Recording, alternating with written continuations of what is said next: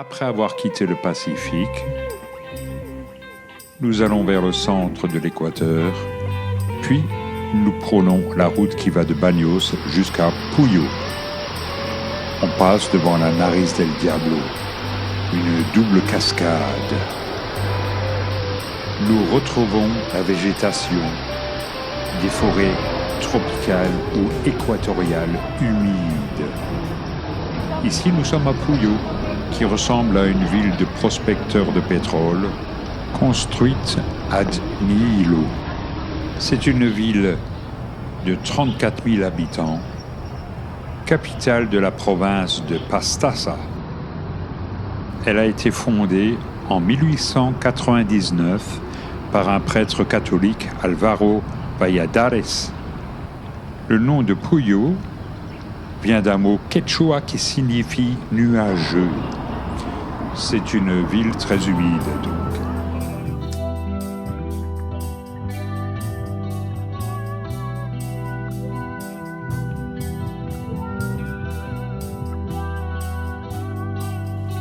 De là, nous reprenons la route vers le rio Pastaza et le rio Napo.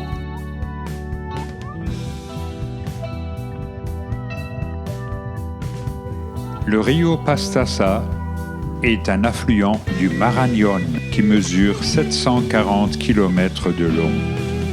Comme la plupart des rivières dans la région, il fait partie du bassin du fleuve Amazone et se jette donc dans l'océan Atlantique. Le Sangay, c'est un stratovolcan qui culmine à 5260 mètres d'altitude. Il est de type strombolien. Il a même un cratère égueulé, à l'instar du Stromboli. Il est en éruption constante depuis 1934.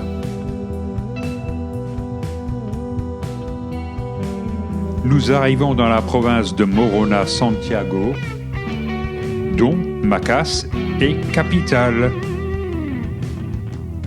Oh, c'est une petite ville de 20 000 habitants. Ce sera notre étape du soir. On arrive à proximité du rio Napo. C'est une rivière de 1130 km, donc plus longue que la Loire. En ce qui concerne son débit, il est de 2 fois le débit du Rhin et du Rhône cumulés, soit environ 6600 mètres cubes à la seconde. Nous sommes allés à Misahuali tout simplement parce que c'est la ville la plus proche de la jungle amazonienne équatorienne. Elle fusionne le doux mélange du tourisme, d'aventure, d'expédition et de découverte, du patrimoine culturel. Il y a un écosystème diversifié et pas mal de communautés indigènes. La flore est très diversifiée. On y trouve des orchidées. Il y a Theobroma bicolore, le cacaoyer, bien sûr, beaucoup de fleurs chatoyantes. Et nous arrivons ici à Puerto Misahuali, tout au bord du fleuve Rio Napo. La paroisse de Misahuali a été formée après la guerre de 1941 et certains habitants de Napo se sont réfugiés dans le secteur et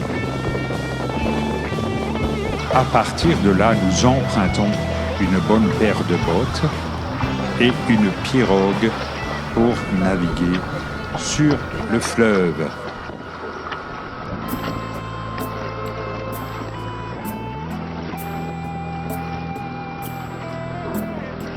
Nous sommes évidemment accompagnés par un guide.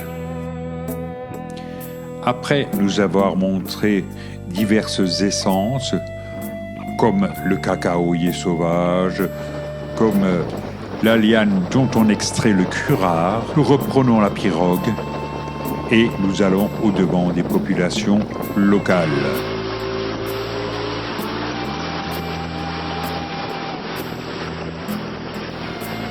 Nous accostons sur une grève caillouteuse.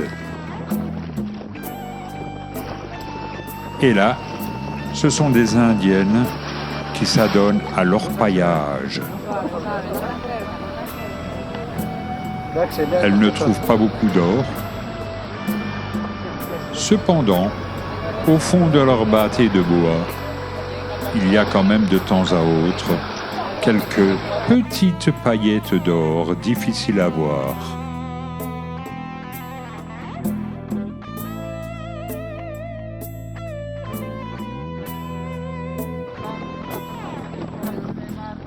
Ah, la récolte a été un petit peu meilleure dans cette bâtée. Les hibiscus, on en trouve partout, c'est vrai. Il y a aussi des aras, Chloroptera. Et là, ce sont des singes hurleurs. Le boa constrictor, c'est un serpent qui n'est pas très grand, 2,50 m de long, reconnaissable, aux couleurs rouges de sa queue.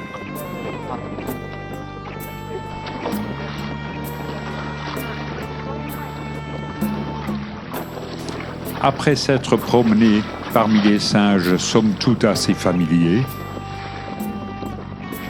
nous rencontrons un Jivaro qui, lui, nous explique comment on souffle dans une sarbacane. Et quoi qu'on en dise, ce n'est pas du tout évident d'atteindre une cible, même fixe. Ici, l'arbre Saiba, c'est l'arbre à pain, le fromager. Après cette belle journée passée sur le Rio Napo, nous retournons vers Puerto Mixawali. Et nous reprenons également notre voiture pour retourner à Quito, la capitale, car notre beau voyage en Équateur touche à sa fin.